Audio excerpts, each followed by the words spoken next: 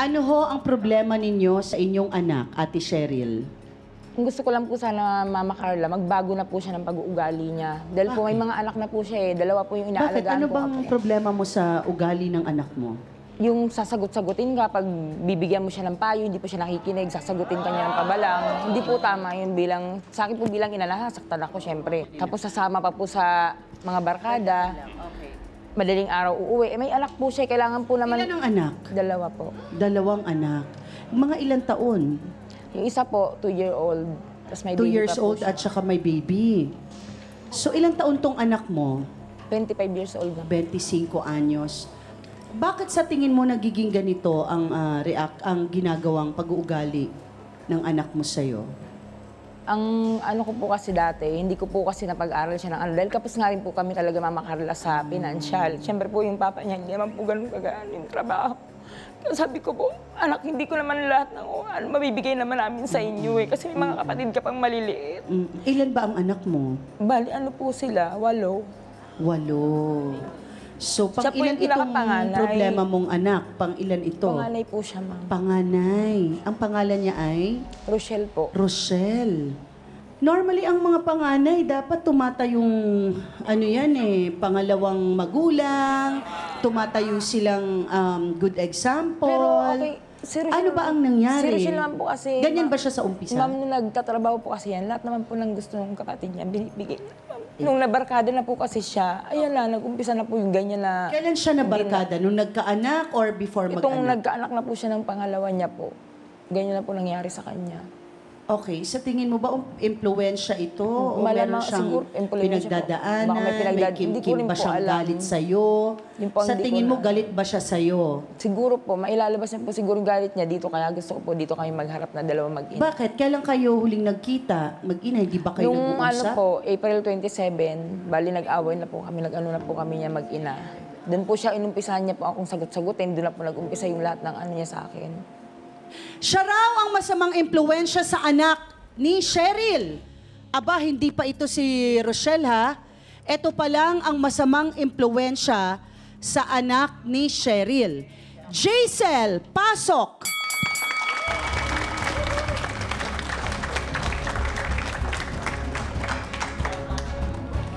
Jaisel, ilang taon ka na? 19 po. 19. Bakit ka tinawag na masamang impluensya? Isa po kasi po, niyayap ko po sa inuman. Sa mga racket ko po. Ano ang mga racket Kasi mo? nga, ikaw ang laging kasama niya dahil ikaw nagturo sa kanya ng kung ano-anong kabulastugan. Ikaw ang nagturo sa kanya. Lahat, ikaw ang nagtuturo dahil may sugar daddy ka. May sugar... Teka ha, may sugar daddy ka ba, Jaisel? Opo. Meron. Okay. Ano niya yan? Isinasama pa siya kung personal saan-saan niya yan. lugar. Pero ang tanong kasi natin, pinagbibintangan ka ngang bad influence nitong nanay, no? Paano kayo nag-umpisang maging magkaibigan ni Rochelle? Dahil po sa ano lang po yun, sa trabaho lang din po. Sa trabaho, anong trabaho? Sa ano po, sa parlor lang din po. Sa salon, sa parlor. Ano trabaho niyo sa parlor? Make-up po. Nagbe-makeup kayong Tapos gano'n? minsan po yung... Hindi na po yan, hindi po nag-make-up yan. Hindi ako naniniwala dyan. Diretsahang tanong, Jaisel, ikaw ang nagbigay ng lalaki kay Rochelle. Hindi po, kulang po kasi yung mga binibigay ni Rochelle sa mama niya. Nag-ano po siya, nagalit po siya kasi po kulang po. Kulang po sa ano. Hindi totoo yan. Nagkwento po sa akin si Ate Rochelle. Kasi po may tampuan po sila ng mama niya. Kulang pa yung binibigay mo. Kaya po, nag-chat po sa akin si Ate Rochelle para po bigyan ko po siya ng ano, ng para extra Customer pay. Opo. ng lalaki. Okay, so,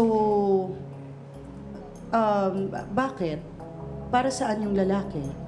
Para po sa dagdag po pera pang bigay sa mama niya.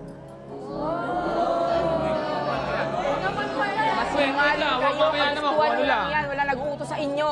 Ganun po Magkasabat yun, pa te. kayo siya sa kasinungalingan. Kaya na Ate po hindi na Cheryl, magsinungaling sa... hinihingan mo ba ng pera si Rochelle? Normal naman po yun, Mama Carla, kasi siyempre po ako nag-aalaga ng anak niya. May pangangailangan po yung mga baby niya. Natural po yun, bilang ina. Kasi Okay, so, Alam mo ba ang trabahong meron siya? Yun po ang hindi ko alam. Eh ngayon po, may nakakita po sa kanya, nagsumbong po sa akin. Hindi mo alam, pero bakit ka humihingi? Ang sinasabi niya lang po, nagtitinda po siya pag madaling Naniniwala araw. ka ba? Naniniwala naman po ako sa kanya. Kasi dati naman po talaga nagtitinda po yan ng sa mga mall eh. Pero Ate Cheryl, hindi mo inalam kung anong klaseng trabaho meron siya Bakit ka humihingi ng sobra, di mo alam anong ginagawa ng anak mo? Okay. Isa yan pag-uusapan natin. Jaisel, magkakilala kayo sa salon. Apo. Nagme-makeup kayo, sabi mo. Apo. Okay. Bakit naman umabot ka na nang dumaing sa'yo si Rochelle, ay sinasabi mo na binigyan mo na lang ng lalaki para gamitin siya at bayaran siya? Opo. Okay. Ito na ang kapitbahay na nakikitang may milagrong ginagawa si Rochelle. Jade, pasok!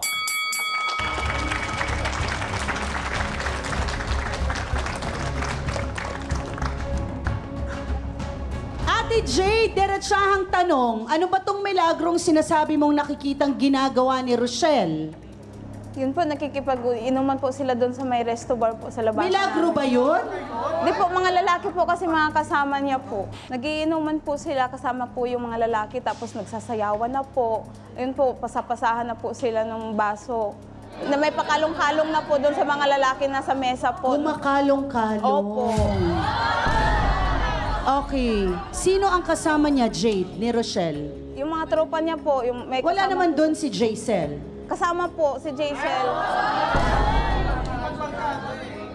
Totoo ba yan, Jaisel? Apo. Okay, sino tong mga ito? Barkada, tropa, o mga customer? Yung iba po barkada, tapos yung iba po customer. Okay, sa loob ng isang bar kung saan kayo nagtatrabaho? Or na pumasok lang kayo sa bar na yon?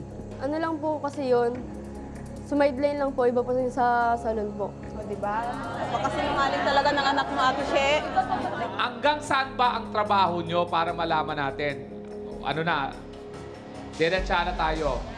Minsan po kasi, pagka kailangan na kailangan po, labas po talaga. Labas na may nangyayari. Okay, kasi kanina na pag-usapan na natin na meron talagang ganon, no? At yun nga, yung naipakilala mo na si Rochelle sa isa mong kaibigan. Kaibigan mo ba yung lalaki o hindi? Customer lang. Okay. At may naganap, binayaran siya. Apo. Madalas ba mangyari yan? Minsan lang naman po kasi po, ano po, may mga negosyo po kami na sa tubig lang po, sa mga kalsada lang po sa Bungan, ganun po. May mga negosyo po kami tubig. Eh pagka malaki naman po na kuha namin doon, hindi na po kami nagaganon.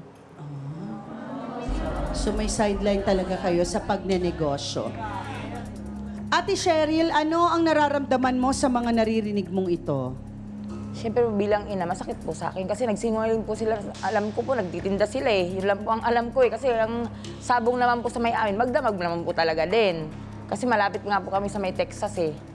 Kaya ang alam ko po talaga, nagtitindera sila. Ano ang trabaho nyo, Ate Cheryl? Ako po naglalabada po dati. Kasi kailangan ko po talagang Ngayon? magtrabaho. Wala po, natingga dahil nag-aalaga ako ng mga anak ni Alaga Rochelle ka eh. mga anak ni Rochelle. Walang problema, pero kung nagrereklamo na nga yung anak mo na nagagalit ka na hindi na tama yung ibinibigay, may pressure yun ha. 'Di ba?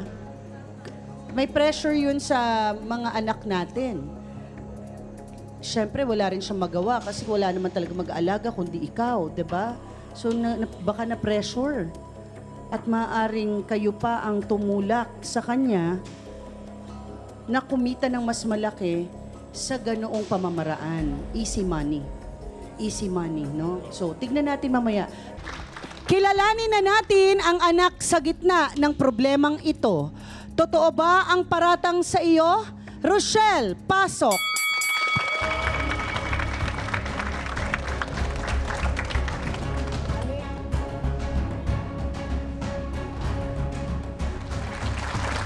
Rochelle, ano ang nagtulak sa iyo para gawin itong mga binibintang sa iyo? Opo. Ano ang nagtulak sa'yo? Kasi po, lagi po ko hininga ng mama ng pera. Kasi po yung papa po namin sa bungero, papasok po na 1 linggo. Hindi na naman papasok na 1 linggo. Wala po kami magkakapatid. Sino po magpapakain sa mga kapatid ko kung di po ako gagawa ng ganun? Teka, at buhay pa ang tatay mo, nandyan pa ba ang asawa mo, kasama mo? Kasal kayo? Okay, nandyan dyan. Nagtatrabaho. Pero kasi ang trabaho niya, Rochelle, ay para siguro sa iba mo pang kapatid at sa nanay mo. Opo. Ikaw kasi ay meron namang mga anak. Opo. So baka doon lang ang hinihingi ng nanay mo. Hindi po, so sobra-sobra na po. Kasi kung tutusin, hindi ko naman po obligasyon yun. Obligasyon po ng papa ko yun. Napakainin ng mga kapatid mo. Opo. Pero paano naman yung para sa anak mo? Sa tingin mo, sapat ang binibigay mo? Hindi po, gumagawa po ako ng paraan po. Hindi pa po kasi yun yung time na umano po ako kay Jaisel ng lalaki. Ano nangyari sa tatay? Nagbibigay naman yung asawa niyo para sa iba mong pang mga anak. Bigay naman din po, kaya lang, syempre, yan ganun nga po. Minsan mapasok, minsan hindi. Hindi po lahat na ano po yung pangangailangan namin. Bakit hindi yung asawa mo ang obligahin mong talagang maghanap ng pera? Inuobliga ko po siya. Kaso po minsan, mas matapang pa po sa amin. Ano ang storya, Rochelle, at umabot ka na sa ganyan? Because it's not fair na ikaw ang magkargot lahat at umabot ka sa ganyan. Ayoko po kasi pagtrabahuin si mama kasi nga po nag-lockjaw na po siya.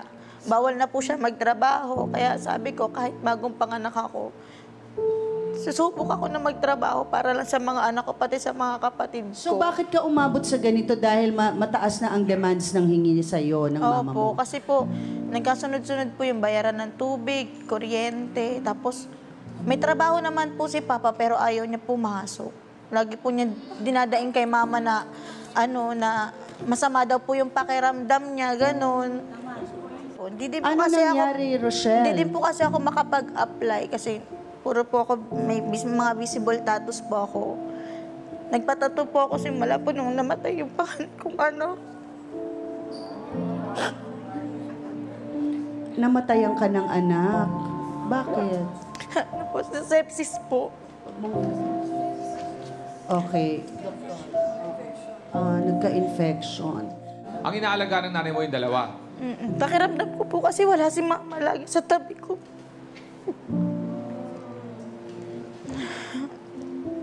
Ayon sa research, binenta ka rin nitong tatay mo. Yung Ikaw ay tatay binenta. po ng mga anak ko, nag-aral po ako nung college. Hindi ko po alam na sa kanya po nanggagaling yung tuition ko. Tapos po nun, parang pinagkasundo na kami na mag-asawa. Ganyan. Ganun po. Okay, tapos sa kanya ka ibinenta? Sabi po nung tatay ng mga anak ko, pambayad utang ka lang sa akin ng magulang mo. Alam mo ba ito, Ate Cheryl? Yung mga kwentong ganyan? Hindi ko po alam. Hindi alam ng nanay mo? Hindi ba ito kinikwento sa'yo ng asawa mo? Basta ang alam ko po, Mama Carla, pinagkasundo na nga po silang dalawa na mag-asawa. Hindi po totoo yan, Mama Carla. Kasi po, bago po umuwi yung tatay ng mga anak ko sa probinsya, nagagalit pa po siya sa akin kasi wala daw pong iniwan sa kanya. Hindi totoo yun. Ikaw lang ang gumagawa ng kwento ng ganyan. Galit na galit ka nga eh. Totoo. Parang sinasabi mo na alam ng nanay mo lahat ang nangyayari. Opo, pinagtatakpan lang po niya. Pinagtakpan lang. Totoo ba to, Ate Cheryl? Yung iba po kasi Mama Carla, totoo minsan. Kaso ayoko na po kasi yung lalaki pa po yung gulo. Ayoko po yung maiskandalo po kami. Ayoko po lang ganun. Kahit po alam ko na masakit na po yung... Pero kasi ang hirap na naipambayad utang na yung anak mo. Wala kang ginawa. Okay.